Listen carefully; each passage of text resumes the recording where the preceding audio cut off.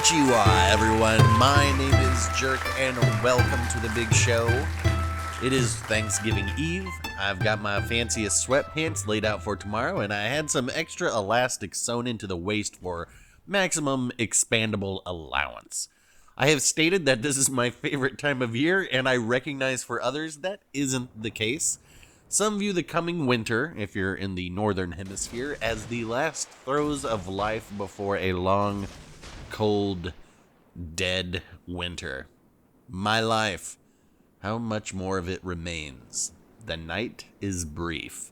And that's going to bring us to today's guest. Ladies and gentlemen, put your hands together for the legendary tier Japanese destroyer.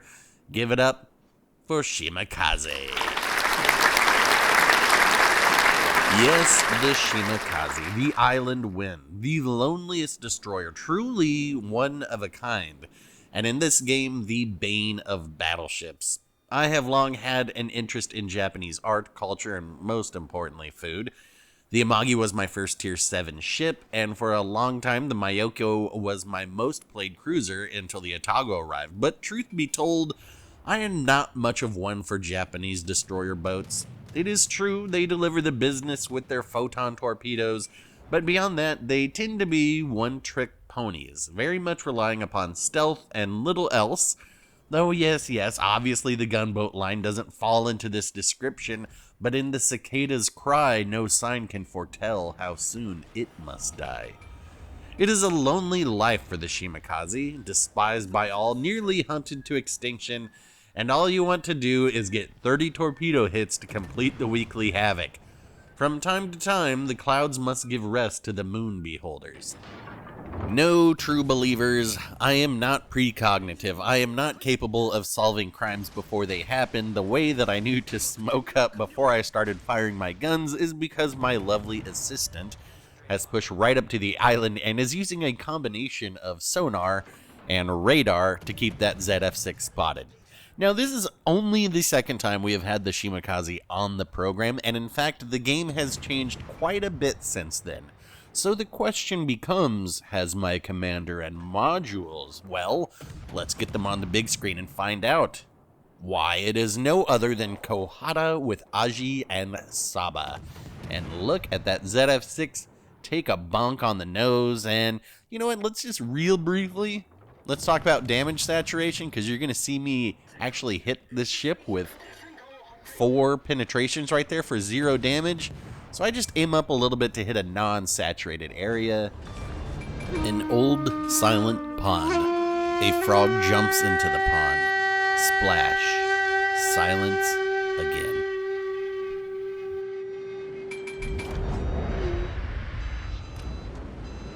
Having made my presence known to these red battleships down here, they will now swim in circles like koi fish in a pond. Now, having sank one of the red destroyers and the red Shimakaze just having been spotted completely overextended to the north of B, I figured things were just fine. I could retire to the fishing village behind me, maybe have a few gin and sodas to get the old gray muscle working and read more haikus. In the twilight rain, these brilliant-hued hibiscus, a lovely sunset. But no, things are very much not okay, as the blue team is about to explode in a blaze of glory. And this Shimakaze will once again continue on its lonely, lonely way. I suppose it is possible that you are somehow watching this video without seeing the thumbnail, and if that is the case, may I recommend you put on your earmuffs for about 20 seconds. Alright? This is going to be a solo warrior match. If I could, I would only show solo warrior matches on this channel. It would be much less work and make the videos far more impressive, and there would only be 18 of them. This one is, in fact, if I am remembering correctly, my 4th this year, and the first since getting one in Arena a few months ago. But if we are limiting it to standard battles, I believe this is my first in about 6 months. Truly a rare medal, And I won't be getting it by sailing into the sunset either. But that is enough of the spoilers, so let's continue. I'm sure that all of you Columbos noticed during that interlude that we lost 45% of our team in the last 60 seconds. Where there is a will, there is a way. And now I am a bee trapped in the helmet of the Wicker Man. I am south of the main island. I am surrounded by battleships, but most importantly for me and my continued survival, there is a Stalingrad going on a 5-hour tour around the bottom of the map. A Stalingrad which has an 11.7 kilometer radar. A Stalingrad that, should they use that radar, will light me up for 15 seconds while surrounded by a whole slew of battleships that are undoubtedly cursing the broken destroyer detection in this game and just waiting for the opportunity to unload their rounds in my face. So I have got to position myself with that in mind. I really want to get over to the B cap, as that is where this match will be won or lost. My division mate is already headed that way to support a certain destroyer that won't be named, and to try and keep these ships spotted, I'm going to make the choice to stay on the south side of the island to hopefully allow my teammates to position themselves where they can get the best shots for them. However, this is legendary tier, and expecting players here to have the experience of a tier 5 player is always asking too much. So, rather than stay in a place where they can lob shots and not get shot, the players position themselves into more questionable locations where they can get blapped. How did the Yamato not just sink that Vanguard? So right here, right? I want to get my torpedoes off, but I also have the short range fast ones on here. Numerous times where I could have used the long range but slower, but you know me, I like the short and fast ones. Can we say that? Hello, there is our old pal, the Stalingrad, about to show this Yamato behind me why they should have stayed back rather than push forward and expose their broadside to Russian railguns. Again, I was certain I would be radared and removed from existence, but it just doesn't happen. It would seem no one travels along this way but I, this autumn evening. I am holding my torps for a moment now to take a deep breath and feel the rain on my face. And also because I am waiting to see how the Roma reacts to the torpedoes that had been shot directly at them. If I had fired on the indicator initially, they would have harmlessly passed by. I didn't know if the Roma was going to turn out or what, but once I saw them accelerating into B again, I could launch a little bit in front of the indicator. And there goes my division mate. Winter seclusion. Listening that evening to the rain in the mountain.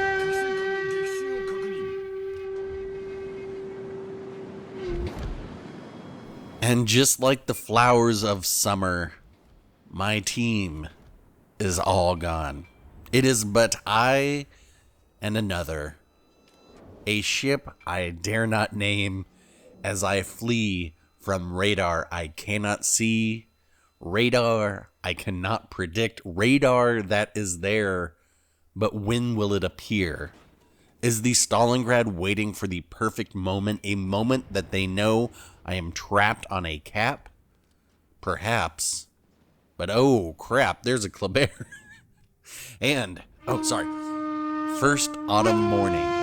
The mirror I stare into shows my father's face.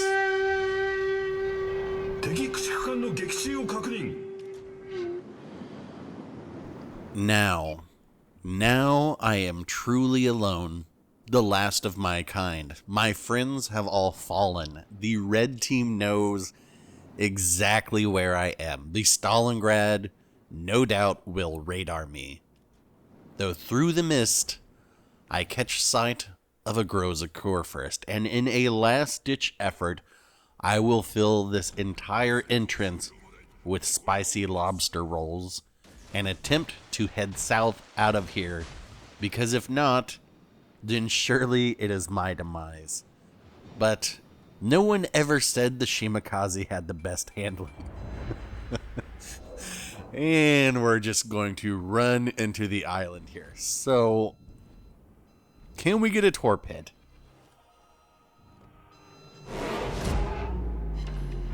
We get one, but no flooding. So you know what I gotta do here? I have to gun this Grozaker first down. I need to use my smoke. I just need to get them to shoot once, and then I can smoke, and they will stay spotted for 20 seconds while I can shoot at them and hopefully sink them. So yes, we take the nasty hit there, but blowing from the west, fallen leaves gather in the east.